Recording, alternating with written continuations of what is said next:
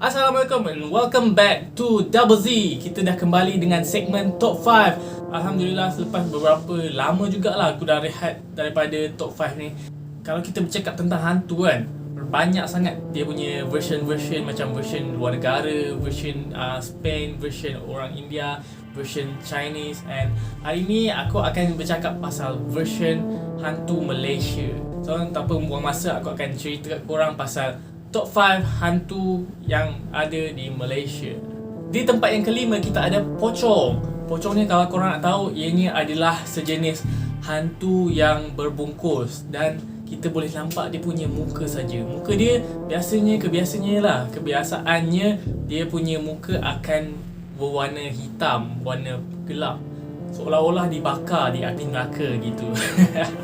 Katanya ada setan atau ada iblis atau apa-apa semangat yang jahat yang telah rasuk jasad mayat yang dah mati tu, yang mungkin dia baru mati, dan kemudian dia bangkit semula menjadi pocong. Basically, pocong ni dia adalah jasad yang kosong yang telah dirasuk oleh sesuatu benda yang lain. So kalau korang nampak macam nenek korang yang jadi pocong ke, itu bukan nenek korang, itu adalah benda jahat yang telah rasuk badan mayat nenek korang.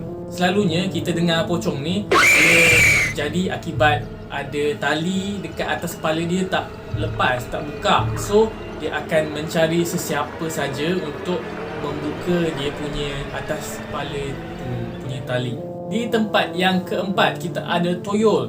Toyol ni aku rasa dah biasa sangatlah korang dengar kan. Toyol ni dia seperti budak-budak yang berwarna hijau dan perut dia buncit. Kadang-kadang dia punya gigi tajam dan mata dia kuning atau merah.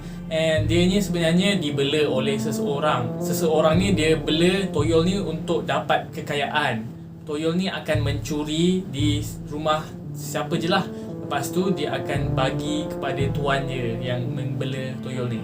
Dan tuan dia perlu memberi darah, bagi toyol ni minum darah. Mana-manalah dia punya jari, dia punya ibu jari kaki, semualah. Selalunya yang aku dengar ibu jari kaki lah, atau ibu jari tangan. Di tempat yang ketiga kita ada Pontianak. Kalau korang dengar perkataan ni, Pontianak, perempuan mati anak. Selalunya aku dengar macam tu lah, ada orang kata perempuan mati anak. So maknanya Pontianak ni wujud akibat perempuan ni dia mati, meninggal akibat beranak. So dia akan menjelma menjadi Pontianak. Pontianak ni kadang-kadang kalau kita tengok, dia macam dukung bayi ataupun dia mencari anak dia yang hilang. Pontianak ni selalunya berambut panjang, pakai baju warna putih. Lepas tu muka dia, kadang-kadang muka dia cantik, kadang-kadang muka dia hodoh. Ada cerita yang orang katanya kalau kita paku dekat belakang tengkuk Pontianak tu, dia akan menjadi perempuan yang cantik dan korang boleh kahwin dengan dia rasanya. Aku tak tahulah sama ada halal ke tak perkahwinan. Of course tak halal, sebab kita manusia tak boleh kahwin dengan bukan binatang, makhluk macam tu, makhluk gaib kan. Di tempat yang kedua kita ada penanggal. Penanggal ni lah hantu yang aku rasa paling seram sekali, sebab dia tak ada badan, dia ada kepala saja.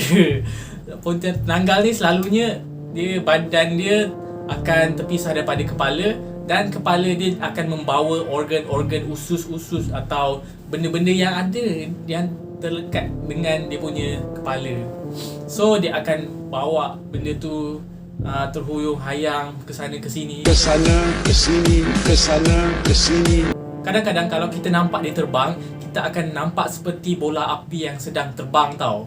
Penanggal ni sebenarnya adalah seorang ahli sihir, bomo atau apa-apalah, witch ke, yang inginkan kecantikan. So dia amalkan ilmu hitam untuk menjadi cantik. Dia perlu menjadi penanggal, dan penanggal ni makanannya adalah darah perempuan yang baru bersalin dan janin bayi yang baru dilahirkan.